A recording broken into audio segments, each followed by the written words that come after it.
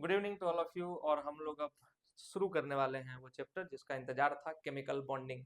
आप खुद देखो, जो भी लोग रिलीजियसली फॉलो कर रहे हैं, कंटिन्यूअसली रेगुलरली फॉलो कर रहे हैं वीडियो को, उनको पता है कि केमिकल बॉन्डिंग से पहले हमने सारे बेसिक कॉन्सेप्ट देखे हैं। इलेक्ट्रोनिगेटिविटी देखा है, how to write electronic configuration देखा है, मैक्सिमम वैलेंसी देखी है, जनरल वैलेंसी देखी है, और अब मैंने एक्स्ट्रा आपको डी ब्लॉक का भी लिखना सिखा दिया, ताकि एक कंफर्ट रहे मन में कि we know everything about the elements and their electronic configuration. अब हम लोग शुरू करने वाले हैं केमिकल बॉन्डिंग।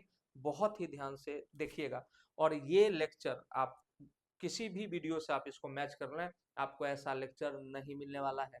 किसी भी वीडियो से आप मैच कर लें, ऐसा लेक्चर नहीं मिलेगा।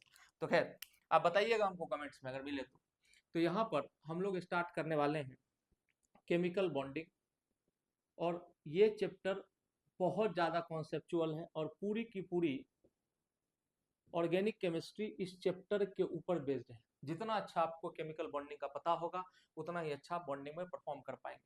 जैसे क्या कह रहे हो सर? तो मेरा आज का जो पहला टॉपिक होगा, दो बातें पढ़ाऊंगा मैं आपको कि बॉन्ड और केमिकल बॉन्ड में डिफरेंस क्या है। बॉन्ड और केमिकल बॉन्ड, आप कहेंगे सर ये दोनों बात तो सेम ही है, तो जरा इस लेक्चर को खत्म होने दें, फिर आप खुद कंक्लूड करके बताएं क्या ये दोनों बात सेम है। आगे बढ़ते हैं।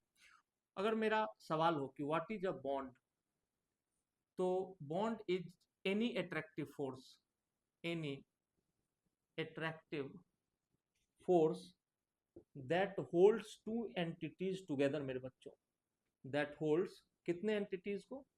Two entities together. ऐसे किसी भी फोर्स को हम बॉन्ड कहेंगे। तो सर अच्छी बात है, हम समझ रहे हैं। जैसे एटम के बीच में भी बॉन्ड होता है, friendship is also a bond, marriage is also a bond. यहाँ पर आप देखते हैं कि एक फोर्स ऑफ अट्रैक्शन है, या एक फोर्स है जो दो एंटिटीज को साथ में रखता है, दो दोस्तों को साथ में रखता है, हस्बैंड वाइफ को साथ में रखता है। But every bond can not be called a chemical bond. वो बॉन्ड तो है लेकिन केमिकल बॉन्ड नहीं है। कैसे सर? बताता हूं मैं आपको। केमिकल बॉन्ड को पढ़ने के लिए दो एस्पेक्ट होते हैं। केमिकल बॉन्ड के दो एस्पेक्ट होते हैं। एक को हम लोग कहते हैं केमिकल एस्पेक्ट, समझिएगा, और एक को हम लोग कहेंगे फिजिकल एस्पेक्ट। फिजिकल एस्पेक्ट क्या बात कर रहे हो सर? बताता हूं। If there is at least 42 kilojoule energy, there is at least 42 kilojoule of energy is being released for 1 mole of bond formation। कि एक मोल यानी 6.023 इंटू 10⁻23 बॉन्ड के फॉर्म होने में अगर 42 किलो जूल कम से कम एनर्जी रिलीज हो रही है, then only that bond will be called a chemical bond. Otherwise it will be a bond but not a chemical bond. अच्छा, और थोड़ा सा इसको इलेबोरेट करते हैं। तो केमिकल एस्पेक्ट यही है बॉन्डिंग का, कि if there is at least 42 kilo joule of energy is being released for 1 mole of bond formation, then that bond that bond will be called, मेरे बच्चों, will be called a chemical bond। आपने कहा कि sir अच्छी बात है, इसका physical aspect क्या होगा? तो जरा मैं फिजिकल एस्पेक्ट इसका आपको दिखाता हूँ थोड़े डिटेल में।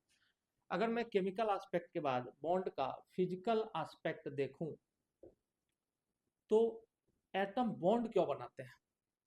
तो आप कहेंगे atoms form bond to gain stability. ये स्टेबिलिटी कौन उनका खराब कर रहा होता है? बहुत ध्यान से सुनिएगा। जिस एटम के पास एक भी अनपेयर्ड इलेक्ट्रॉन होता है, वो उसके पूरे सरफेस पे ऑक्सीलेशन कर रहा होता है, और उस दौरान उनकी वेलोसिटी 10⁸, 10⁻10 इस ऑर्डर की होती है। 10⁻10 की मैं बात कर रहा हूँ। इतना मीटर पर सेकेंड से एटम के चारों तरफ वो घूम रहा होता है। यहाँ मैं दो बातें आपको सिखाऊंगा जो शायद आप कभी विजुअलाइज ना कर पाते या ना कर पाएंगे। हम लोग क्लैरिटी के पीछे पड़ते ही नहीं है, हम सीधा क्वेश्चन बनाने पे कूदते हैं। सर ये बता दो, ऐसे इसको क्वेश्चन में अप्लाई कर लेंगे, ऐसा नहीं होता है। आप फील करें।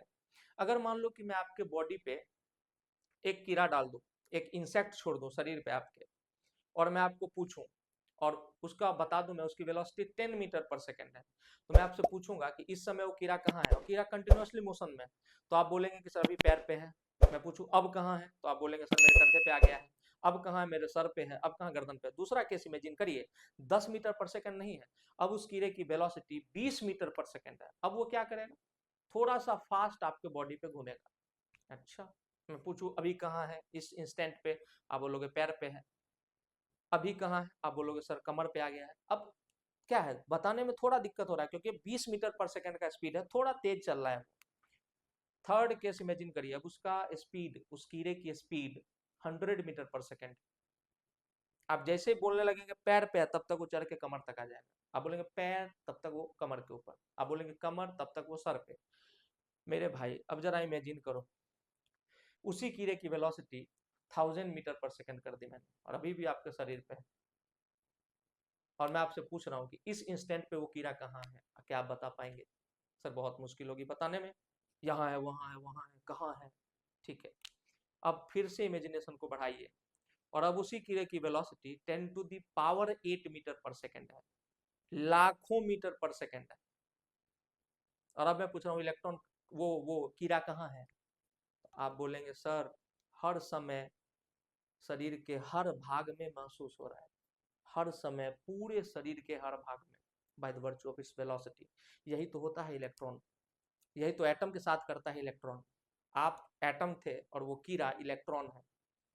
तो एक इलेक्ट्रॉन एटम के पूरे सरफेस पे कहाँ मौजूद होता है, हर समय हर जगह मौजूद होता है। इसलिए इलेक्ट्रॉन का विजुअलाइजेशन एक क्लाउड के रूप में किया जाता है, जो एटम को चारों तरफ से ऐसे घेरे रहता है, क्योंकि वो हर समय हर जगह मौजूद है। By the virtue of this high velocity, electron पूरे पृथ्वी का चक्कर मार के आ सकता है with in fraction of second.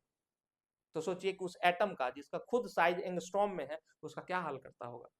That's why atom wants to get rid of that electron.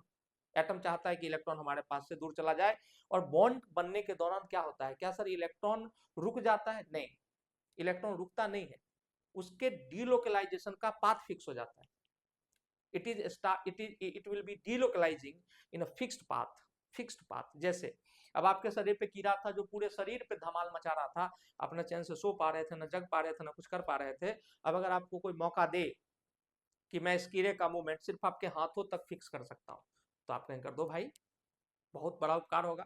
इतने ही दूर में नहीं डिस्टर्बेंस हो पाएगा भाई, बाकी बॉडी तो मेरा शांत रहेगा, अच्छा रहेगा, कंफर्टेबली काम कर पाएंगे। वही एटम का होता है कि एटम जब बॉन्ड बनाता है तो इलेक्ट्रॉन क्लाउड अभी भी डिलोकलाइज हो रहा है, लेकिन उसके डिलोकलाइजेशन का पाथ फिक्स हो जाता है, तो एटम रिलेटिवली स्टेबल हो जाता है। और उस दौरान वो खुशी खुशी में कुछ एनर्जी रिलीज करता है, और आपको पता है lower the energy higher the stability, and every system wants to move from instability to stability. इसलिए एटम बॉन्ड बनाते हैं। एटम को स्टेबिलिटी चाहिए, उनको अनपेयर्ड इलेक्ट्रॉन से छुटकारा चाहिए, उनको अनपेयर्ड इलेक्ट्रॉन से छुटकारा चाहिए। आपने बोला ठीक है। अगर हम बच्चे फिजिकल एस्पेक्ट की बात करें, तो फिजिकल एस्पेक्ट में क्या होता होगा, एक एटम है यहाँ पर, मान लीजिए ये दूसरा एटम है। अब दोनों के बीच का ये न्यूक्लियस है, और दोनों के बीच का डिस्टेंस समय के साथ कम हो रहा है। आपने कहा ठीक है। जैसे जैसे ये एक दूसरे के पास आएंगे, क्योंकि every system wants to move from instability to stability, तो they will tend to form bond. जब ये और पास आएंगे, तो देखो यहाँ पर आए, ये भी थोड़ा सा पास आ गया, यहाँ पर आ गया। अब क्या होगा, इसके बाद ये दोनों एक दूसरे से ओवरलैप कर जाएंगे, और एक पर्टिकुलर एरिया कॉमन आ जाएगा दोनों के बीच में। ऐसा क्यों हो रहा है, क्योंकि अगर इसका इलेक्ट्रॉन क्लॉकवाइज घूम रहा है, तो इसका इलेक्ट्रॉन, ये क्लॉकवाइज घूम रहा है, तो इसका इलेक्ट्रॉन एंटी क्लॉकवाइज घूम रहा होगा। If two atoms are undergoing bonding, then their electronic spin must get cancelled out. Nucleus का भी स्पिन होता है, क्योंकि न्यूक्लियस भी अपने एक्सिस पे घूम रहा होता है, लेकिन न्यूक्लियर जो स्पिन है, ये कैंसिल हो या ना हो, उससे बॉन्ड बनने में कोई परेशानी नहीं। लेकिन इनके आउटर मोस्ट में मान लीजिए एक इलेक्ट्रॉन था, तो ये इलेक्ट्रॉन अगर ऐसे घूम रहा था, ये इलेक्ट्रॉन यदि ऐसे घूम रहा था, तो दूसरा इलेक्ट्रॉन को पक्के से ऐसे घूमना होगा। Their electronic spin must get cancelled out. यही तो इनके बॉन्ड बनाने का रीजन है, कि इसके द्वारा क्रिएट किए गए मैग्नेटिक फील्ड का जो सेंस होगा, पॉजिटिव या निगेटिव, उसका ठीक ऑपोजिट इसके द्वारा किए गए, क्योंकि charge particle in motion will create a magnetic field around it. यही कारण है कि दोनों बॉन्ड बनाते हैं। ये बात और डीप में हम लोग समझेंगे जब कोवेलेंट बॉन्ड पढ़ेंगे, अभी ये नहीं पढ़ रहे हैं, अभी सिर्फ हम फिजिकल एस्पेक्ट देख रहे हैं कि बॉन्ड बनने के पीछे फिजिकल एस्पेक्ट क्या है। तो अभी आप इतना समझ चुके हैं कि जब एटम एक दूसरे के पास आएंगे, जब एटम एक दूसरे के पास आएंगे तो दोनों के बीच का जो इंटर न्यूक्लियर डिस्टेंस है, ये जो डिस्टेंस आप देख रहे हैं कम होगा। आपने कहा यस सर। तो ये जो कर्व है ये आप उल्टी दिशा में पढ़ते हैं, इस एक्सिस पे आप प्लॉट कर रहे हैं, इस एक्सिस पे आप प्लॉट कर रहे हैं पोटेंशियल एनर्जी को। यहाँ पर पोटेंशियल एनर्जी प्लॉट की हमने। तो देखो जैसे जैसे एटम एक दूसरे के पास आएगा डिस्टेंस देखो कम होता जा रहा है, और डिस्टेंस कम होगा, बहुत ही ध्यान से देखने की आवश्यकता है सर कि आर का उल्टा डायरेक्शन में हम इस कर्व को पढ़ रहे हैं। ऐसे ऐसे एनर्जी कम होता गया, कम होता गया, और यहाँ से वापस। आपने कहा ठीक है सर, अब समझा भी दो। समझा रहा हूँ कि आपका दोनों एटम एक दूसरे के पास आ रहा था, तो इधर इंटर न्यूक्लियर डिस्टेंस मान लीजिए आर है, तो आर तो इधर की तरफ बढ़ेगा, लेकिन इस कर्व में क्या है, दोनों एटम पास आ रहे हैं, तो इंटर न्यूक्लियर डिस्टेंस कम हो रहा है। तो कम होता हुआ तो इसी डायरेक्शन में है। तो देखिए जैसे जैसे इंटर न्यूक्लियर डिस्टेंस कम हो रहा है, दोनों एटम जो अब एक सिस्टम बनने वाला है, वो अपनी पोटेंशियल एनर्जी को रिलीज कर रहा है, रिलीज कर रहा है, रिलीज कर रहा है, और इस पॉइंट पर आकर के इसकी पोटेंशियल एनर्जी मिनिमम हो गई है, जितना रिलीज कर सकता था कर दिया। अगर ये फर्दर आप इसको और क्लोज लाएंगे कि नहीं सर ऐसा तो हो चुका है, दोनों एटम बहुत ज्यादा पास आ चुका है, दोनों का इलेक्ट्रॉनिक स्पिन जो कि ऑपोजिट डायरेक्शन में है, उसके द्वारा क्रिएट किया गया जो मैग्नेटिक फील्ड है वो अपना कमाल दिखा चुका है, दोनों एटम आपस में क्लाउड ओवरलैप कर चुका है। इलेक्ट्रॉन को इलेक्ट्रॉन क्लाउड क्यों बोलते हैं, अभी समझाया था, क्योंकि वो हर समय एटम के चारों तरफ हर जगह मौजूद होता है by the virtue of velocity. आपने कहा ठीक है। जैसे जैसे ये क्लोज आ गया, यहाँ पर ओवरलैपिंग एरिया आपको मिल गया, तो आपने कहा बॉन्ड बन गया। आप चाहिए कि नहीं सर बॉन्ड और मजबूत होना चाहिए, तो और इसको एक दूसरे की तरफ अंदर पुश करेंगे। जैसे ही पुश करेंगे देखो बच्चा, ये जो है न्यूक्लियस और ये भी क्या है न्यूक्लियस, तो nuclear repulsion will come into picture. अब ये दोनों न्यूक्लियस एक दूसरे को क्या करना शुरू कर देगा, रिपेल। तो जो बॉन्ड बनने का जो अपना ऑब्जेक्टिव है टू गेन स्टेबिलिटी, वो रहेगी ही नहीं। पोटेंशियल एनर्जी खूब बढ़िया घट रही थी, घट रही थी, घट रही थी, यहाँ पे आके मिनिमम हो गई, मतलब मैक्सिमम क्लोजनेस अटेन हो चुका है। If you want to compel them to attain more closeness, repulsion आ जाएगा, और रिपल्सन देखो यहाँ से फिर पोटेंशियल एनर्जी बढ़नी चालू हो गई। आपने कहा ठीक है सर। इसीलिए इसको जोन ऑफ अट्रैक्शन कहते हैं ZOA, और इसको हम जोन ऑफ रिपल्सन कहते हैं ZOR। आपने कहा ठीक है। इससे नीचे देखो सिर्फ अट्रैक्शन फील हो रहा है, और यहाँ पर इस एक्सिस से जो डिस्टेंस आप देख रहे हो वो कौन सा डिस्टेंस है, वह वो डिस्टेंस है जिस समय एटम उस कंडीशन में था कि उसकी पोटेंशियल एनर्जी मिनिमम थी एंड स्टेबिलिटी मैक्सिमम थी। आपने कहा कि ठीक है सर। इसीलिए जब आप कभी भी दुनिया में बॉन्ड लेंथ को डिफाइन करते हैं मेरे बच्चों, बॉन्ड लेंथ को, तो आप कहते हैं द इक्विलिब्रियम डिस्टेंस, ये वर्ड याद रखने वाला है, the equilibrium distance between the two atoms where the potential energy of the system is minimum, potential energy of the system is minimum। जो मैं बोल रहा हूं उस पर ध्यान दीजिएगा, जो लिख रहा हूं तो आप लिख ही लेंगे सुन करके। The equilibrium distance between the two atoms where the potential energy of the system is minimum is called equilibrium distance, याद रखिएगा, is called the bond length. आपने कहा ठीक है सर, बॉन्ड लेंथ इसी कहते हैं। अगर आपने फर्दर क्लोजनेस अटेन करने की बात कही तो nuclear repulsion will come into picture, और पोटेंशियल एनर्जी फिर से आसमान की तरफ भागेगा, और आपका सिस्टम पता है आपको, lower the energy higher the stability and higher the energy lower the stability. तो हम तो बॉन्ड इसलिए बना रहे हैं ताकि स्टेबिलिटी मिले। अब मैंने जो आपको वादा किया था कि बॉन्ड और केमिकल बॉन्ड के बीच में क्या डिफरेंस है वो समझते हैं। हम लोग खूब अच्छे से समझ रहे हैं कि any attractive force that holds two entities together will be a bond। yes sir। chemical bond उसको कब कहेंगे, when at least 42 kilojoule of energy, 42 से ज्यादा हो तो मजा ही आ जाए, लेकिन 42 तो मिनिमम है, at least 42 kilojoule of energy is released for one mole of bond formation, then that bond will be called a chemical bond। तो अब आप जरा बताइए हमको कि क्या केमिकल बॉन्ड दो एंटिटी को होल्ड नहीं करता है, बिल्कुल करता है, और साथ में एनर्जी रिलीज कितनी होनी चाहिए, 42 किलो जूल। इसका मतलब कि the conclusion of the whole lecture is, the conclusion of the whole lecture is every chemical bond can be called a bond. बहुत अच्छी बात है सर, थोड़ा थोड़ा तो मजा आ रहा है। यानी देखिए अगर मैं कंक्लूजन की बात करूं मेरे बच्चों, तो कंक्लूजन क्या निकला यहाँ कि एवरी केमिकल बॉन्ड, क्योंकि इसमें भी दो एंटिटी होता है, इसमें भी फोर्स ऑफ अट्रैक्शन होता है, every chemical bond is a bond हाँ या ना? Yes, but every bond is not a chemical bond, is not a chemical bond. अगर आप लोग थोड़ा बहुत पढ़ेंगे आगे तो देखेंगे कि सर हम लोग पढ़ने वाले आगे हाइड्रोजन बॉन्ड, हम लोग आगे पढ़ने वाले हैं बनाना बॉन्ड, हम लोग आगे पढ़ने वाले हैं ब्रिज बॉन्ड, हम लोग आगे पढ़ने वाले हैं और भी कई टाइप, जैसे डेल्टा बॉन्ड, बहुत टाइप के हैं। Re2Cl8 2- रेडियम ऑक्टाक्लोराइड के अंदर होता है ये बॉन्ड, सब पढ़ेंगे। तो क्या ये सारे बॉन्ड केमिकल बॉन्ड है? आंसर है no, these are not chemical bond, these are just bonds, not chemical bond. Chemical bond सिर्फ 3 है, ionic bond, covalent bond and coordinate covalent bond. फिर से, ionic bond, covalent bond and coordinate covalent bond. एक अच्छा question यहाँ पर बन सकता है, मैं उस क्वेश्चन के बारे में आपको बताता हूँ। चलिए, ये क्लैरिटी हो गई कि every chemical bond is a bond but every bond is not a chemical bond. बिल्कुल सही बात है सर। चलिए आगे बढ़ते हैं। आपकी दोस्ती एक बॉन्ड है बट वो केमिकल बॉन्ड नहीं है। क्या सर क्वेश्चन है? तो जरा उस कर्व को देखिए। मान लीजिए कि हमको कोई एक क्वेश्चन दिया जेई के अंदर या नीट के अंदर, और हमको 4 ऐसे ऐसे कर्व बना करके दे दिए। हमने बोला ये उल्टी दिशा में पढ़ रहे हैं, क्योंकि बॉन्ड लेंथ, बॉन्ड का जो डिस्टेंस है, दो एटम के बीच का जो इंटरन्यूक्लियर डिस्टेंस है वो घटता जाता है, पोटेंशियल एनर्जी मिनिमाइज होती जाती है। अच्छा, दूसरा कर्व ऐसे दे दिया और तीसरा कर्व मान लीजिए ऐसे दे दिया। बोल दिया कि यहाँ पर, अब कोई कमेंट करेगा कि सर ये तो एक्सिस, और अरे भाई समझा करिए भावनाओं को। चलो, ये तीनों आपके लाइंस हैं, ये ए बी, ये सी डी और ये ई एफ, 3 पेयर्स हैं ऑफ एटम्स। एक ए बी पेयर है, ए एटम है, बी एटम है, दोनों बॉन्ड बना रहे हैं, उस समय का कर्व है। इस एक्सिस पे पोटेंशियल एनर्जी है जैसे वहां है। और आपसे पूछा गया इन तीनों पेयर्स में सबसे ज्यादा इलेक्ट्रोनिगेटिविटी का डिफरेंस किन में होगा। अब आप याद कीजिए मैंने क्या बताया था। इलेक्ट्रोनिगेटिविटी अट्रैक्शन का पावर है, तो जो सबसे ज्यादा एनर्जी रिलीज कर रहा है वो कौन सा है? यहाँ पर ये। इसका मतलब सबसे ज्यादा इलेक्ट्रोनिगेटिविटी डिफरेंस ए बी के बीच में रहा होगा। इसी को हम डिजायर भी कहते हैं, एफिनिटी भी कहते हैं, एक दूसरे के प्रति कितना लगाव है। हाइड्रोजन जितना लगाव क्लोरीन के साथ शो करेगा, या क्लोरीन जितना लगाव हाइड्रोजन के साथ शो करेगा, क्लोरीन उतना ही लगाव फ्लोरीन के साथ शो नहीं करेगा। कैसे सर? निकाल लो इलेक्ट्रोनिगेटिविटी डिफरेंस।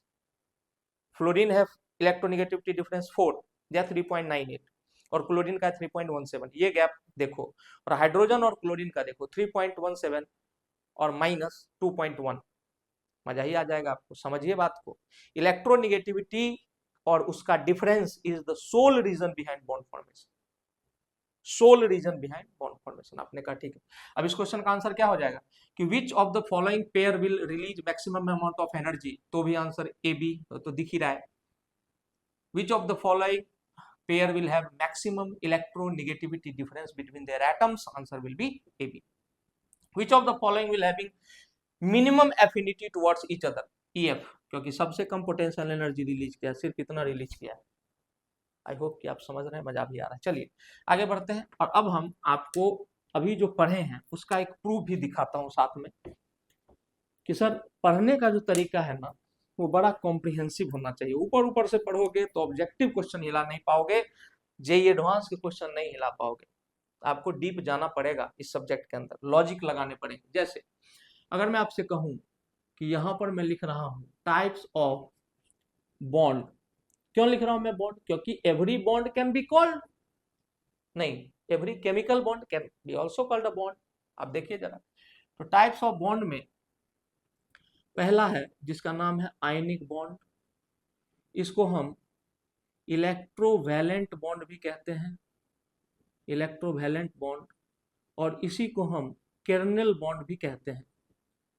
जर्मन लैंग्वेज याद करिएगा, मैंने बताया था कि एटम से रिलेटेड मोस्टली जितने भी एडवांसमेंट हुए हैं, all those advancement are done by Germany in their earlier days. शुरुआती सारे काम उस आदमी के जोश के कारण हुए जिसका नाम था हिटलर। बहुत फेनेटिक था about atoms and the power of atoms. चलिए, तो केर्नल का मतलब होता है पॉजिटिवली चार्ज एंटिटी, तो वहां से ये नाम निकल के आया है।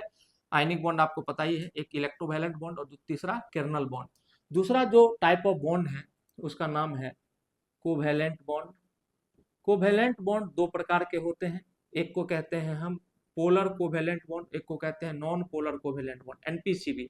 अगर electronegativity difference between participating atom ज्यादा है इलेक्ट्रोनिगेटिविटी डिफरेंस 0.5 से तो पोलर कहते हैं।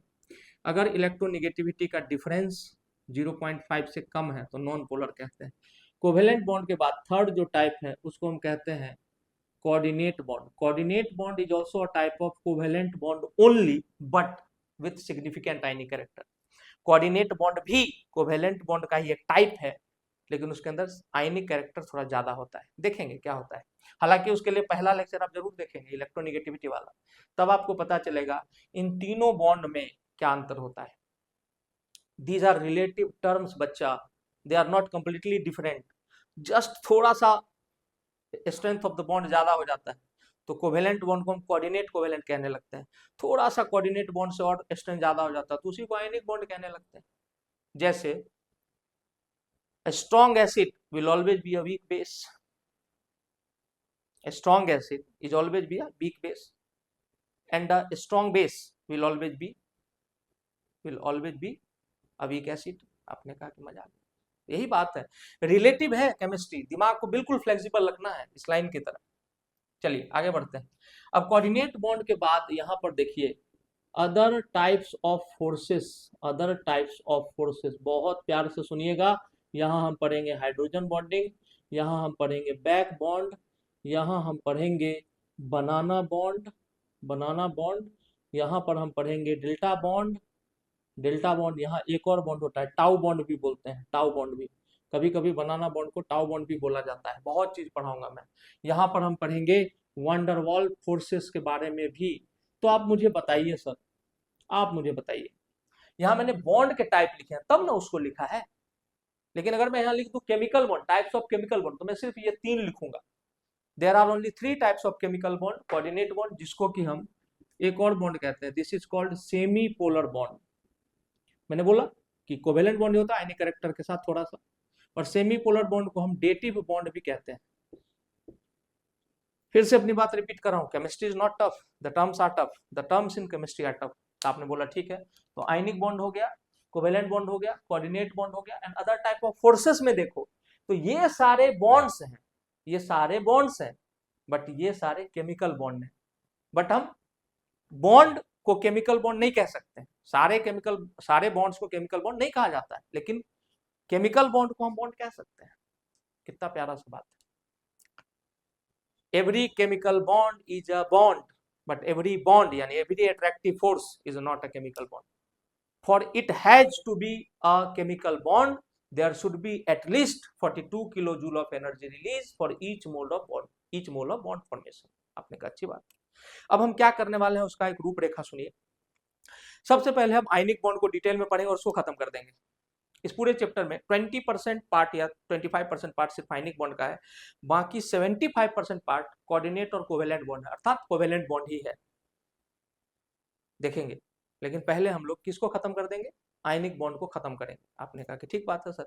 आयनिक बॉन्ड को पढ़ने के लिए जो आपने बचपन से अभी तक पढ़ा है उसमें और आज के लेक्चर में जरा अंतर देखिएगा, फिर आपको पता चलेगा कि आपको समझ में क्यों नहीं आया था, या सबसे बड़ी बात कि क्वेश्चंस क्यों नहीं हो रहे थे। बहुत ध्यान से देखने की जरूरत है। अब हम लोग दी मोस्ट कॉन्सेप्चुअल पार्ट में एंटर कर रहे हैं। अभी हमने सिर्फ इतना जाना है कि what is the difference between a bond and a chemical bond. अब हम पढ़ने वाले हैं अपना पहला बॉन्ड जिसका नाम है आयोनिक बॉन्ड और इलेक्ट्रोवैलेंट बॉन्ड और केर्नल बॉन्ड। आपने कहा ठीक है।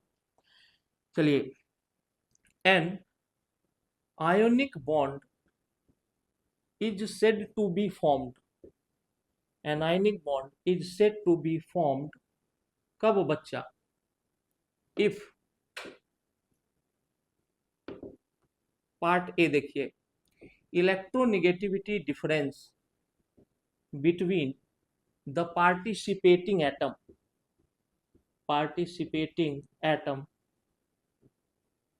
Is greater than 1.7।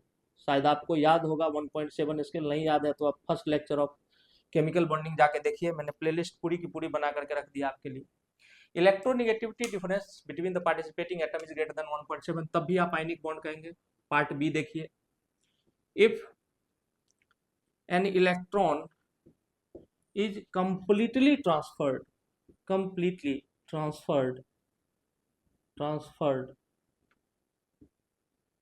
from more electropositive from more electropositive atom to more या टू लेस इलेक्ट्रोपॉजिटिव एटम, यानी कि जो मोर इलेक्ट्रोपॉजिटिव है उसकी इलेक्ट्रोनेगेटिविटी कम होगी तो वो ट्रांसफर कर रहा है, तब भी आप कहेंगे कि आयनिक बॉन्ड बना है। और सी, जो कि सबसे जरूरी बात है, मैंने आपको जैसा कि कहा है कि कई बार आप 90% चीजें जानते ही नहीं और आप कहते हैं केमिस्ट्री टफ है, तो ये तीसरा डेफिनेशन देखिए, बहुत जरूरी है, VVI, if absolute charges are involved, absolute charges are involved in the bond formation, then also the bond formed will be called an ionic bond, बड़े प्यार से देखना मेरे बच्चों, अगर इन तीनों में से कोई भी कंडीशन सेटिस्फाई हो रहा तो यहाँ इस कंडीशन के बारे में एक ही चीज है जो इस कंडीशन को थोड़ा सा धोखा देता है, जिसका नाम है Fajans rule. Refer to my lecture number 1। आप इस लेक्चर को पढ़ेंगे कुछ नहीं समझ में आएगा, basics has to be clear. तो आप पहला लेक्चर पढ़ें, दूसरा पढ़ें, तीसरा पढ़ें, ऐसा कोई चीज होगा ही नहीं जिसका जवाब आपके पास ना हो, तो जरूर करें ये। आपने बोला ठीक है। अब हम आगे बढ़ते हैं और जरा आपको एग्जाम्पल दिखाते हैं। जैसे एग्जाम्पल देखिए, मैंने एक एग्जाम्पल लिया NaCl, जो बचपन से आप लेते हैं, जानबूझ के मैंने भी यही लिया है। पहला कंडीशन पे चेक करिए, सोडियम की इलेक्ट्रोनिगेटिविटी मान लीजिए 0.8 या 0.9 के आसपास होगी, क्योंकि अल्कली और अल्कलाइन अर्थ मेटल, पहला दोनों को छोड़ दीजिए, लिथियम और बेरिलियम को, क्योंकि बेरिलियम को अल्कलाइन अर्थ मेटल कहा ही नहीं जाता है और लिथियम को अल्कली मेटल कहा जाता है, फिर भी ये दोनों एनोमेलस बिहेवियर शो करते हैं। Due to their smaller size and higher electronegativity, these are behaving differently. जैसे आपके घर में जो सबसे छोटा होता है देखते हैं, वो सबसे ज्यादा मन बढ़ू टाइप का होता है, मन बढ़ा हुआ रहता है उसका, उसी तरीके से यहाँ भी मन बढ़ा हुआ है दोनों का, और ये दोनों अलग बर्ताव करता है, जिसको हम लोग बोलते हैं बेहूदगी भरा बर्ताव। बेहूदगी भरा बर्ताव by the first element of each group. Her group का जो पहला एलिमेंट होता है वो एनोमेलस बिहेवियर करता है। हिंदी में मैं इसको बेहूदगी भरा बर्ताव कहता हूँ, जीवन भर याद रखिएगा। खैर, अब यहाँ पर हो जाएगा ये कितना मेरे बच्चों, 3.17। याद करो, फिर ऑफिस चले न्यूटन ब्रो, इतना सफरिंग चलता है। 3.44, एक स्टेप छोड़ के 3.04, पीछे आके 3.17, तो वही है 3.17। अब इसमें से जब आप इसको घटाएंगे, इसमें से जब आप इसको माइनस करेंगे, और ये सारी वैल्यूज कैसी हैं, एज्यूम्ड वैल्यूज है, hence you can take approximation. मैं 0.8 को 0.9 लिख सकता हूँ, कोई दिक्कत नहीं। यहाँ 3.17 को मैं 3.2 लिख सकता हूँ, कोई दिक्कत नहीं। बट हाँ, ये जो सेंस है वो पता होना चाहिए। तो 3.17 में से आप 0.8 घटाओगे तो आपको क्या मिलेगा, जरा देखो, ये हो जाएगा 3 और ये हो जाएगा 2, यानी कि 2.37। अब बताओ मुझे, 1.7 स्केल के आधार पे अगर मैं 1.7 से हल्का भी ज्यादा इलेक्ट्रोनिगेटिविटी डिफरेंस होता तो the ionic character will be more than that of covalent character and hence the compound will be called an ionic compound और that bond will be called an ionic bond. आपने कहा कि yes, लेकिन यहाँ तो 1.7 से बहुत ही ज्यादा है भाई, 2.37 है। इसका मतलब इट इज नॉट ओनली आयनिक मेरे बच्चों, इट इज प्रीडोमिनेंटली आयनिक, ये प्रमुख रूप से आयनिक है। लेकिन अगर इससे कम आता तो हम कहते कोवेलेंट है, और इससे जितना लेफ्ट में कम आता जाएगा हम कहेंगे कि सर प्रीडोमिनेंटली कोवेलेंट हो गया है। आपने कहा बहुत मजा आया। आगे बढ़ते हैं, ये तो पहला एग्जांपल दिया मैंने। दूसरा एग्जांपल ठीक इसी का ले लो, तरीका सिर्फ रिप्रेजेंटेशन का मैं बदलता हूं। क्या था सेकेंड डेफिनेशन, कि अगर एक इलेक्ट्रॉन कंप्लीटली ट्रांसफर हो जाए, अगर एक इलेक्ट्रॉन कंप्लीटली ट्रांसफर हो जाए तो सोडियम, याद करिए क्लास 10th 281 और क्लोरीन 287। आपको पता है रूल कहता है, लेविस ऑक्टेट रूल, कि जिस एटम के आउटर मोस्ट में 8 पूरा होगा यानी ऑक्टेट पूरा होगा वही स्टेबल माना जाएगा। तो यहाँ से एक इलेक्ट्रॉन उड़ेगा क्योंकि इसकी इलेक्ट्रोनिगेटिविटी कम है, और जिसकी ज्यादा है उसके पास पहुंच जाएगा। आपने कहा ठीक है, 100% चला गया है, शेयरिंग नहीं हुई, कंप्लीट ट्रांसफर हुआ है। तो जब कंप्लीट ट्रांसफर होगा तब सोडियम के पास क्या बचेगा, Na+ बन जाएगा। एक इलेक्ट्रॉन गया तो एक पॉजिटिव चार्ज, क्योंकि जितने प्रोटॉन थे पहले उतने ही इलेक्ट्रॉन थे, अब एक इलेक्ट्रॉन घट गया तो एक पॉजिटिव चार्ज दिखना शुरू हो जाएगा। तो 2 8 और यहाँ पर Cl बन गया Cl- 288, 18 इलेक्ट्रॉन है अब इसके पास। आपने कहा ठीक है सर, और इन दोनों के बीच में मैं डॉटेड लाइन से दिखा रहा हूं, क्योंकि कभी भी आयनिक बॉन्ड को आप सॉलिड लाइन से नहीं दिखाते हैं, बिकॉज यहाँ पर एक पाथ विजिबल नहीं होता है, बिकॉज यहाँ शेयरिंग थोड़ी है भाई, कंप्लीट ट्रांसफर हुआ है। और इलेक्ट्रॉन जिस वेलोसिटी से घूम रहा है, जब वो आयनाइजेशन एनर्जी लेके यहाँ से यहाँ पहुंचता है तो किस रास्ते से जाएगा, नोबडी नोज। ऐसे भी जा सकता है, ऐसे भी जा सकता है, इसलिए वो पाथ ऐसे सॉलिड नहीं दिखाते हैं, डैश लाइन से दिखाते हैं कि भैया बना है। और यहाँ पर एकदम purely electrostatic force of attraction होता है बिटवीन कैटायन एंड एनायन, और जो फोर्स निकालना चाहोगे तो K Q one Q two upon R square हो जाएगा। फिर it is a coulombic constant, आपने पढ़ा होगा 9 × 10⁹ न्यूटन पर न्यूटन मीटर स्क्वायर पर कूलम्ब स्क्वायर इसकी वैल्यू होती है। ये न्यूमेरिकल नहीं पूछा जाएगा, तो बात को समझना है। पहला बात समझ गए, दूसरी बात अभी अभी जस्ट समझा हमने, और तीसरी बात कि एब्सोल्यूट चार्जेज इन्वॉल्व होने चाहिए। तो यहाँ भी एब्सोल्यूट चार्ज देखो इन्वॉल्व है, तो थर्ड भी बात यहाँ पर एप्लीकेबल हो रही है, लेकिन मैंने थर्ड बात इसके लिए नहीं सिखाया। अब जो पढ़ाने वाला हूँ वहां देखो कि आयनिक बॉन्ड का जो थर्ड डेफिनेशन है वो कहाँ पर फॉलो होता है। आपने कहा बिल्कुल सर दिखाओ सर, मजा तो आ ही रहा है। तो चलो थर्ड बात देखते हैं। आपने कहा ठीक, अच्छी बात। तीसरा डेफिनेशन है कि आपका जरूरी नहीं है कि मेटल से ही नॉन मेटल को इलेक्ट्रॉन जाए। ये सबसे बड़ा एक मिसकॉन्सेप्शन है बच्चों के अंदर कि हमेशा एक मेटल नॉन मेटल को ट्रांसफर करेगा। कहीं भी एब्सोल्यूट चार्ज अगर इन्वॉल्व हो गए तो आयनिक बॉन्ड बन जाएगा। जैसे एक पहला एग्जांपल मैं ले रहा हूं NH4Cl का। If we know this compound, this is made up of two part, that is ammonium radical NH4+, एक atom with a net positive or negative charge is called an ion. A group of atom with a net positive or negative charge is called a radical specifically. But हम लोग ion कहते कहते उसको ion कहने लगे। जैसे आपसे मैं पूछूं कि भारत का राष्ट्रीय भाषा क्या है या भारत की राष्ट्रीय मिठाई क्या है, तो आप कहेंगे इधर जलेबी है, इधर हिंदी है, लेकिन ऐसा कुछ भी नहीं है। लेकिन डिफेक्टो बोल बोल के हमने उसको कर दिया है वैसा एक। तो इसी तरीके से NH4+ और यहाँ पर Cl- है, हम इसको बोल रहे हैं अमोनियम आयन नहीं बोल रहे हैं, हम अमोनियम पॉजिटिव रेडिकल बोल रहे हैं और इसको निगेटिव रेडिकल बोल रहे हैं। आपने कहा ठीक है, जरा गौर से देखिएगा, इस मैकेनिज्म को समझिएगा, बहुत प्यार से समझिएगा। साथ में ये भी जानिए कि इस एरो का क्या मतलब होता है, या तो ऐसे या तो ऐसे। कभी भी एरो दिया हो तो इसका ये जो दोनों एंड होता है मेरे बच्चों, ये 2 इलेक्ट्रॉन को रिप्रेजेंट करता है, 2 इलेक्ट्रॉन को। ये जो है ये डंडी जितनी बड़ी होती है ये टाइम स्पैन को रिप्रेजेंट करता है कि कितनी देर में वहां तक पहुंचा है। और ये जो एरो हेड है, ये जो एरो का हेड है वो डायरेक्शन को रिप्रेजेंट करता है। Arrow head represents the direction, these two ends representing the 2 electrons. अगर एक इलेक्ट्रॉन को रिप्रेजेंट करना हो तो आप सिर्फ ऐसे करते हैं, इसका मतलब यहाँ एक ही इलेक्ट्रॉन गया है। डायरेक्शन तो शो हो ही रहा है, साथ में कुछ समय तो लगेगा ही। आपने बोला बहुत प्यारी बात है सर। अब जरा देखो NH3 को याद करो, नाइट्रोजन की मैक्सिमम वैलेंसी, तो फटाक से दिमाग में लाओ ग्रुप 15 5, तो 5 है, तो यहाँ 2 इलेक्ट्रॉन, यहाँ एक, यहाँ एक, यहाँ एक। आपने कहा ठीक है सर, 5 इलेक्ट्रॉन बना दिए। अब एक इलेक्ट्रॉन यहाँ, सॉरी एक हाइड्रोजन यहाँ, एक हाइड्रोजन यहाँ, एक हाइड्रोजन यहाँ, तो ये NH3 बन चुका है। अब एक H+ आएगा, तो H+ के पास कितना इलेक्ट्रॉन होगा सर? एक ही इलेक्ट्रॉन ही होता है बेचारे के पास, वो भी जा चुका है तभी तो प्लस चार्ज है। तो यहाँ H के पास है 0 इलेक्ट्रॉन। हाइड्रोजन को अपनी स्टेबिलिटी के लिए क्या पूरा करना होता है? आपका जवाब है सर ऑक्टेट नहीं, डुएट पूरा करना होता है। तो यहाँ पर ऐसे बना दिया जाता है फटाक से कि ऐसे यहां से यहाँ इलेक्ट्रॉन गया, नहीं, आप इसको समझिए, आप इसको मेरे बच्चों समझो। है तो बात तो यही है, लेकिन इसके पीछे का मैकेनिज्म क्या है? मैकेनिज्म ऐसा है कि ये एक इलेक्ट्रॉन शेयर करता है, क्योंकि मैंने बोला कि कोऑर्डिनेट बॉन्ड भी एक टाइप ऑफ कोवेलेंट बॉन्ड ही है, बट सिग्निफिकेंट आयनिक कैरेक्टर, उसके आयनिक कैरेक्टर को आप इग्नोर नहीं कर सकते, but not as powerful as ionic bond. तो आयनिक और कोवेलेंट के बीच में जिसका आयनिक कैरेक्टर होता है उसी को कोऑर्डिनेट बॉन्ड कहते हैं। अब यहाँ से एक इलेक्ट्रॉन गया यहाँ, तो इस पर क्या डेवलप होगा? डेल्टा+, क्योंकि इलेक्ट्रॉन यहाँ से जा चुका है। और यहाँ क्या डेवलप होगा मेरे बच्चे? डेल्टा-।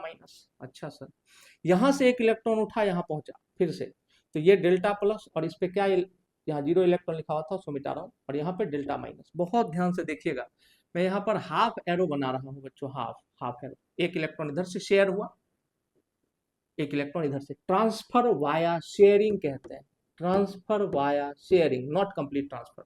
आपने कहा ठीक है सर।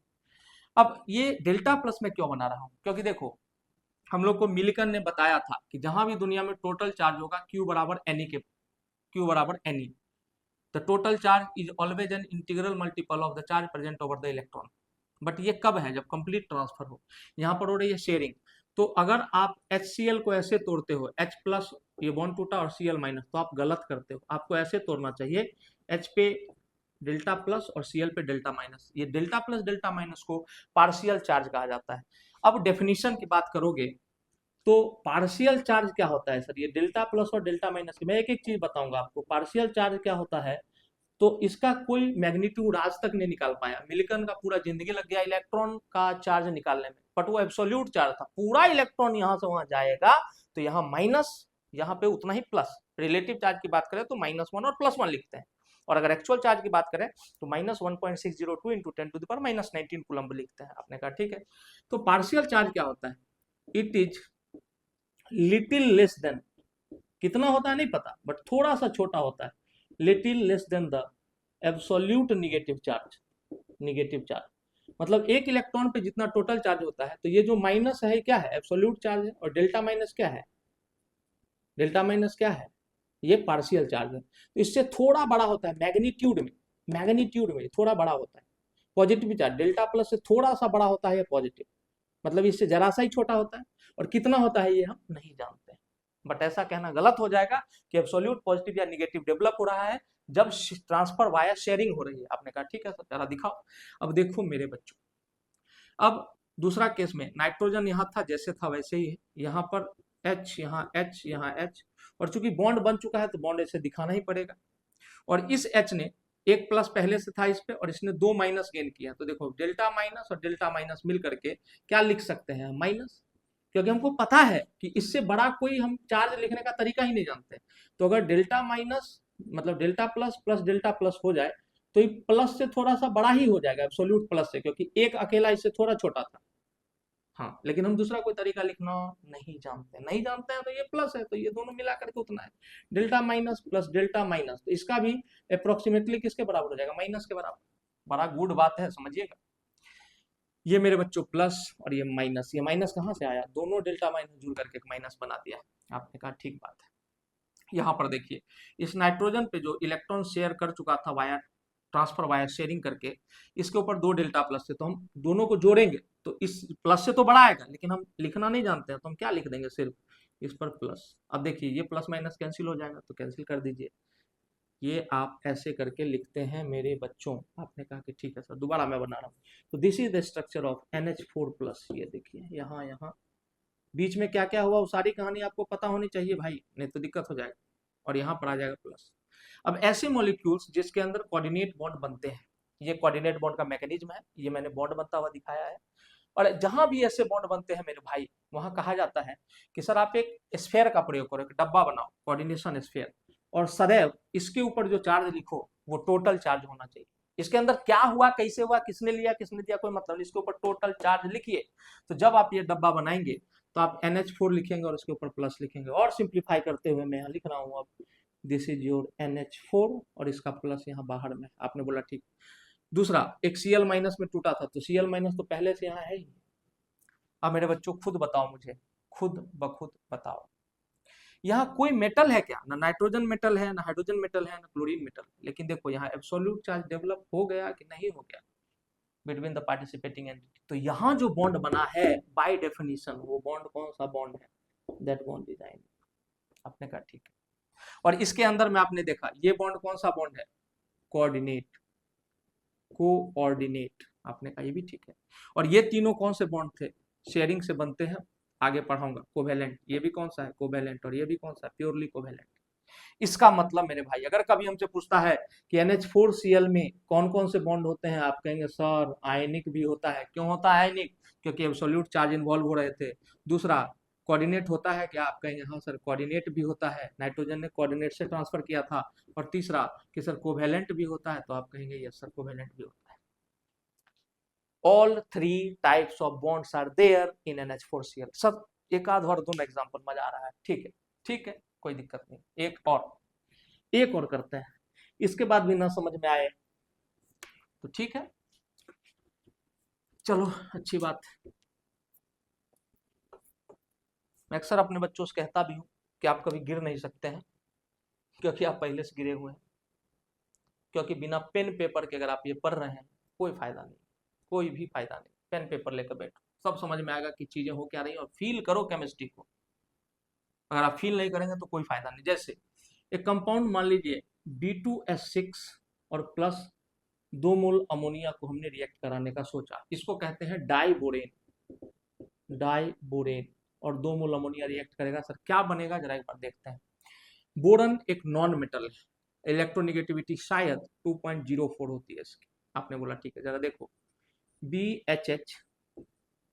अब ग्रुप 13 का एलिमेंट था तो इसके पास 3 ही इलेक्ट्रॉन थे बोरन के पास, याद करो ग्रुप 13, ग्रुप नंबर -10, तो 13 - 10 3, तो 3 इलेक्ट्रॉन थे, बॉन्ड बना लिए। दूसरा BH3 यूनिट यहाँ पर आ गया है और ये बॉन्ड बन गया है। अब आपको पता है कि झूठा वादा किया जाता है जिसको हम हाइड्रोजन बॉन्डिंग कहते हैं, बट उससे अभी मतलब नहीं है, ये डॉटेड बना रहा हूं मैं, मतलब यहाँ एक झूठा वादा होता है कि यही 2 इलेक्ट्रॉन यहाँ से यहाँ तक ऐसे घूमता रहेगा और एक बनाना जैसा, केला जैसा शेप बन जाता है, that's why we are calling this bond banana bond. और यहाँ भी मैं डॉटेड लाइन यूज कर रहा हूँ, आपने देखा है, ठीक है। अब 2 मोल अमोनिया, याद करो फिर से, नाइट्रोजन 3 बॉन्ड और एक नाइट्रोजन के ऊपर लोन पेयर ऐसे बैठा हुआ, और इसके कितने मोल हैं, इसके टोटल 2 मोल है हमारे पास। आपने कहा ठीक है। अब किधर से भी बॉन्ड क्लीवेज करिए, यहां से भी तोड़ सकते हैं, यहां से भी, मैंने यहां से तोड़ा। अब दोनों की तरफ देखिए तो यहाँ कुछ तो क्लाउड अट्रैक्ट कर रहा होगा हाइड्रोजन, तो हाइड्रोजन का इलेक्ट्रोनिगेटिविटी है 2.1 और इसका है 2.04, मतलब जरा सा ज्यादा है हाइड्रोजन का। तो देखिए ये बॉन्ड जब टूटेगा तो हाइड्रोजन अपना हटेगा, तो हाइड्रोजन हटेगा तो डेल्टा माइनस लेगा, यहाँ भी हाइड्रोजन हटेगा तो डेल्टा माइनस लेगा। तो इस बोरन पे क्या आ जाएगा मेरे भाई, आप कहेंगे सर यहाँ भी डेल्टा प्लस और यहाँ भी डेल्टा प्लस, क्या एब्सोल्यूट चार्ज आएगा? नो सर, पार्शियल चार्ज आएगा। पार्शियल चार्ज क्या होता है? It is just little less than the absolute charge, थोड़ा सा कम होता है। कितना होता है आज तक कोई नहीं पता कर पाया, हो सकता है आप पता कर पाए। मिल्टन ने इलेक्ट्रॉन का एब्सोल्यूट चार्ज तो पता किया, बट उसने भी पार्शियल चार्ज पता वो भी नहीं कर पाए। वो हर समय बदलता रहता है, सामने कितना इलेक्ट्रोनिगेटिविटी वाला एटम है, जैसे यहाँ चार्ज का सेपरेशन कम हुआ होगा क्योंकि इलेक्ट्रोनिगेटिविटी का डिफरेंस कम है। देखो 2.1 वाला थोड़ा ज्यादा लेगा, 2.04 वाला थोड़ा कम लेगा। चलिए अब इसको समझिए, एक बोरन बचा है जिसके ऊपर 2 डेल्टा पॉजिटिव है और यहाँ पर 2 हाइड्रोजन चिपके हुए हैं। एक बोरन है जिसके ऊपर BHH और यहाँ पर देखिए झूठा वाला H जेट माइनस और यहाँ पे डेल माइनस ऐसे। अब पूरे एंटिटी में ये पूरा एंटिटी क्या बन चुका है, तो आप कहेंगे कि सर ये पूरी एंटिटी ना BH4 माइनस बन चुकी है। कैसे? B 4 हाइड्रोजन और 2 डेल्टा माइनस, ठीक है। आपने बोला बढ़िया, इसको मैं जब सजा के फटाक से लिख दूं? हाँ सर लिख दो सर। तो देखो ये बन गया है BH4, लगाया हमने कोऑर्डिनेशन स्फीयर, तो यहाँ लिखूंगा मैं डेल्टा माइनस और प्लस डेल्टा माइनस। याद करो फिर से वो कॉन्सेप्ट कि 2 डेल्टा माइनस जुड़ के माइनस बन जाते हैं भाई। आपने बोला हाँ सर बन जाते हैं, कहीं कोई दिक्कत, क्योंकि डेल्टा माइनस से थोड़ा बड़ा हो जाएगा लेकिन हम वो लिखना जानते ही नहीं है, हमारे लिए तो बस एब्सोल्यूट प्लस और एब्सोल्यूट माइनस है। आपने कहा ठीक है, आगे बढ़ते हैं। अब जहां जहां डेल्टा प्लस डेवलप हुआ था देखो इसके ऊपर है पॉजिटिव चार्ज, पार्शियल पॉजिटिव, मतलब इलेक्ट्रॉन की कमी है, इलेक्ट्रॉन का डिफिशियंसी डेवलप हुआ है। और यहाँ देखो लोन पेयर डोनेशन के लिए अवेलेबल है। धड़ाक से यहाँ पर अटैक मारेगा अमोनिया NH3 और यहाँ पर भी मारेगा अमोनिया NH3। आपने बोला हाँ सर लग तो रहा है, ठीक ठीक बात। अब जब ऐसा कुछ होगा तो फिर से इसको कोऑर्डिनेशन स्फीयर के अंदर बंद करो और दोनों डेल्टा प्लस को जोड़ करके आपको यहाँ लिखना होगा, क्योंकि the total charge present over the entity will be written outside the coordination sphere. Total charge अंदर में क्या हुआ, कोई मतलब नहीं, कोई मतलब नहीं। ये क्या मतलब था यहाँ डेल्टा प्लस का? ये दिखाया कि 2 जगह पार्शियल पॉजिटिव डेवलप हुआ था और लोन पेयर दोनों तरफ से आके वहीं अटैक करेगा, क्योंकि लोन पेयर निगेटिवली चार्ज है, वो ज्यादा स्टेबिलिटी फील करेगा पार्शियल पॉजिटिव चार्ज के पास जाके। आपने कहा ठीक है। अगर मेरे बच्चों फिर से आप देख पा रहे हैं, जो कि आप देख पा रहे हैं, तो देखिए यहाँ इन दोनों के बीच में कौन सा बॉन्ड बन गया? Ionic bond. आपने कहा मजा आ गया सर। यहाँ कौन सा बॉन्ड है? Coordinate bond. ये एरो वाला बॉन्ड ही कोऑर्डिनेट बॉन्ड होता है। और ये कौन सा बॉन्ड है? Purely covalent bond. तो इस तरह के कंपाउंड का रिप्रेजेंटेशन कैसे किया जाता है? B2S6 डॉट ट्वाइस NH3 ऐसे लिख दिया जाता है। ये डॉट कोऑर्डिनेट बॉन्ड को रिप्रेजेंट करता है। और आप बोलेंगे कि सर इसमें कौन कौन सा बॉन्ड है, तो देख लीजिए, खुद देख लीजिए। एक बॉन्ड था इसमें आयनिक, दूसरा था इसमें कोऑर्डिनेट या डेटिव बॉन्ड और तीसरा था इसमें कोवेलेंट बॉन्ड। आपने कहा कि सर बहुत मजा आ गया। ऐसे कंपाउंड्स को ये JEE एडवांस में हो सकता है कि पूछा जा सके, वैसे आपसे नाम नहीं पूछा जाएगा बाकी किसी और एग्जाम में। These compounds are called adducts. इस तरह के कंपाउंड्स को हम एडक्ट कहते हैं। इसी तरह से एक और कंपाउंड है लेकिन उसको थोड़ा दिन बाद पढ़ाऊंगा, अभी सिर्फ एग्जांपल देता हूं। जैसे हो गया इस तरह से लिखा हुआ कोई कंपाउंड आपको दिखे K4FeCN6, तो देख लीजिए क्यों आपको डी ब्लॉक का मैंने लिखना सिखाया, क्योंकि डी ब्लॉक के एलिमेंट्स भी सेंट्रल एटम के रूप में मौजूद होंगे फ्यूचर में आगे। इस कंपाउंड के अंदर भी K4FeCN6 के अंदर भी आयनिक बॉन्ड होता है, कोऑर्डिनेट बॉन्ड होता है और कोवेलेंट बॉन्ड होता है, तीनों होता है। ये भी मैं प्रूव करूंगा थोड़े दिनों बाद, जब आप थोड़े से अच्छे हो जाएंगे, पक जाएंगे। आई होप कि आप समझ पाए हैं। मैं जल्दी से समराइज कर रहा हूँ, फिर मैं वीडियो को एंड करूंगा। मैंने आपको बताया what is the difference between a bond and chemical bond. A bond is just attractive force that holds two entities together. Friendship is also a bond, marriage is also a bond, but these are not chemical bonds. A bond can only be called a chemical bond if 42 kilojoule energy is being released for 1 mole of bond formation. आपने कहा बहुत जरूरी बात है sir, ये घुस जानी चाहिए, घुस गई। उसके बाद मैंने बोला आपको कि दुनिया में केमिकल बॉन्ड सिर्फ 3 हैं, आयनिक बॉन्ड है, कोवेलेंट बॉन्ड है और कोऑर्डिनेट कोवेलेंट बॉन्ड है।